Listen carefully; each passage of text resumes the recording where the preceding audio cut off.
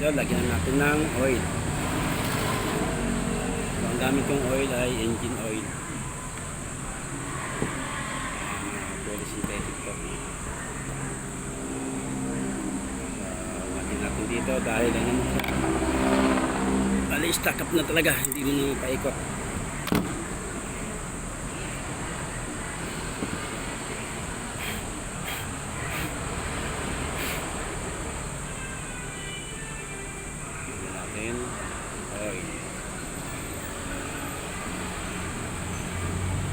Pagkakaluin lang natin sa shafting mga kaidol para masok ang oil doon sa loob ng fusing.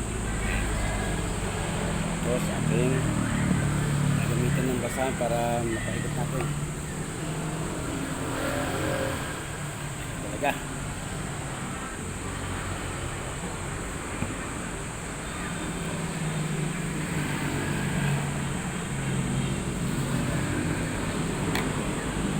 Okay.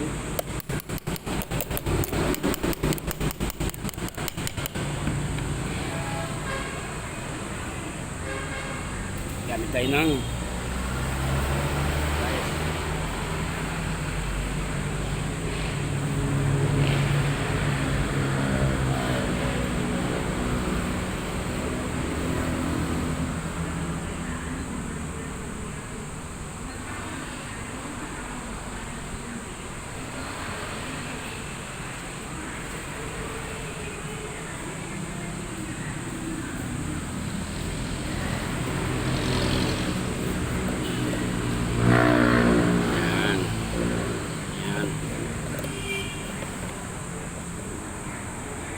siya.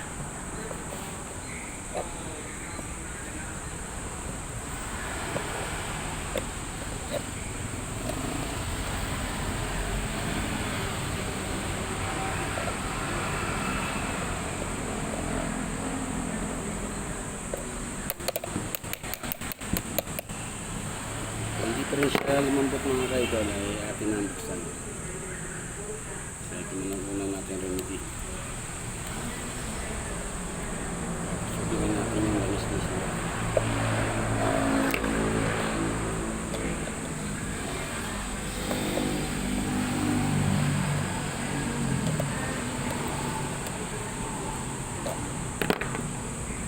Yan.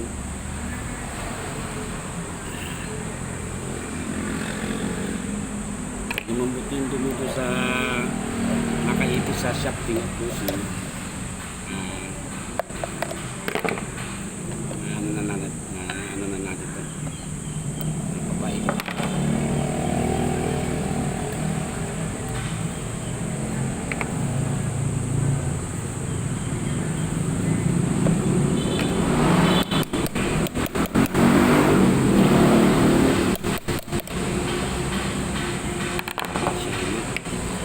Russian play.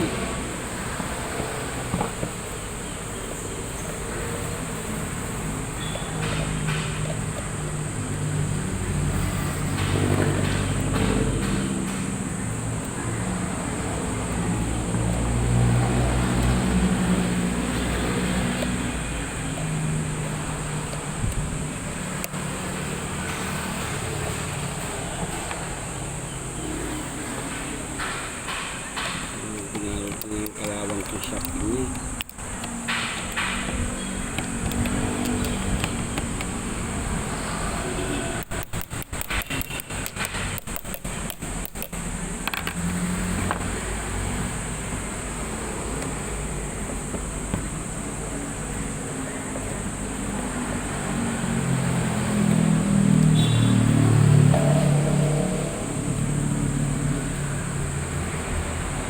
Testing natin. Isaksak muna mga kaidol para makatulong tayo ng motor.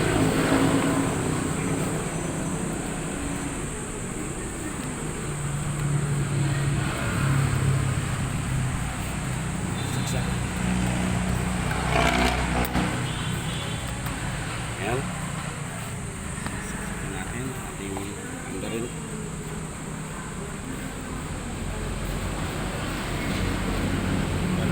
Tayo ng motor.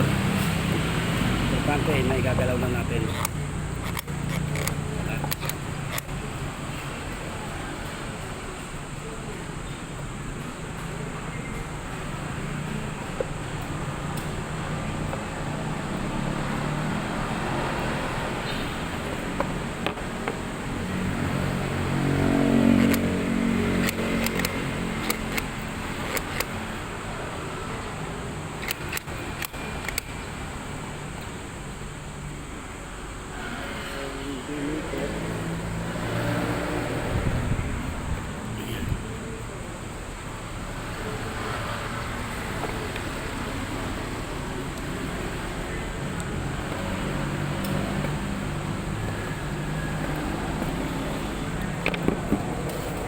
Checkin natin kung ano.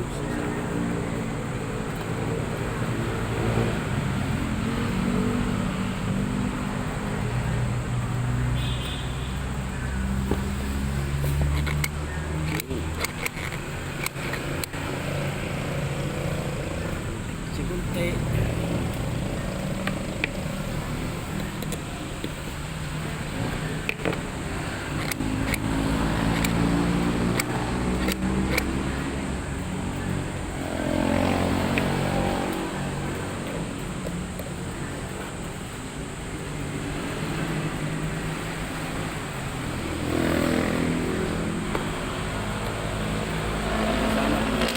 Tayo mga kaibigan, kaso wala pa.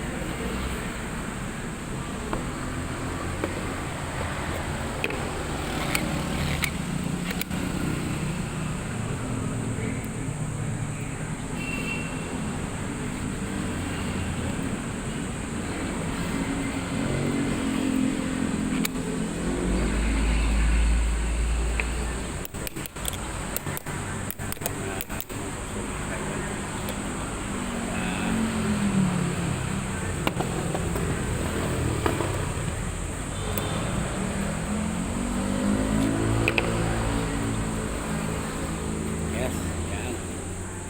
Ikot na siya.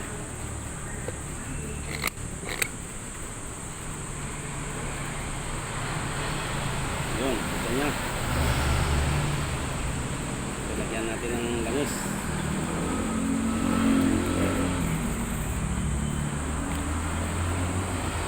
Tayo muna natin. Lagyan natin tali para makita nyo mga kaidol na makikot nyo yung motor.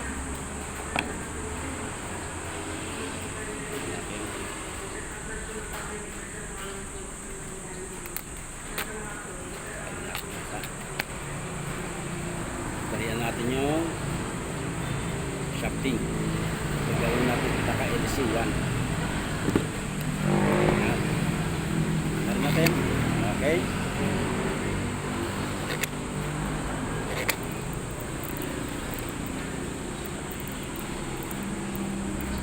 Ito kanyang gear ay sira na ito mga kaidol. Ayan. Isa na malagitik yan kaya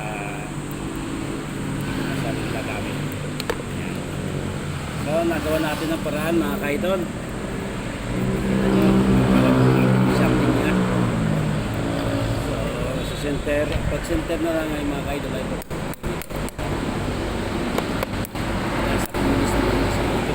sabihin, nasa center na yung shafting niya. Off. On. So, ibig sabihin, okay yung thermal fuse niya, hindi nag-open. Pero nang tumirik, napansin natin na kasama ko, kaya pinatay lang. So, ganun lang ang pag-maintenance at pag-release ng electrical mga kaidol. At maaari, every 2 weeks ay linisin nyo yung electrical. Lalo na kung ito yung wheel pan at open yung bahay sa likabot kalsada, kailangan every 2 weeks linis ng motor, lalo sa mga test pan at stand pan. So, pag mga wheel pan medyo makataas, kailangan pagsigaan natin kunin kasi yun yung cause ng pagkasira ng wheel pan o ayun. Dahil pag nag-start up yung shafting niya, alisin niya, hindi na makakaikot, hindi na makakapansin yung motor. Magano yung motor pero hindi ito makaikot. Dahil nag-stack up siya. So iinit ng iinit yung motor dahil continuous flow na yung current niya. Iinit ang motor hanggang sa ma-reach niya yung maximum temperature ng thermal fuse, i-open ng thermal fuse. Kaysa masunog to. Nasunog tong magnetic wire o yung winding wire na napakapili ng wire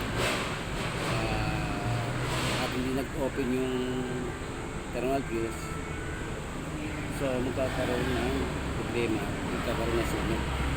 Yung mga cause ng sunog na nalabas sa specification na electric pan, sa aking pananaw, sa observation ko, sa analyze ko ay bypass yun.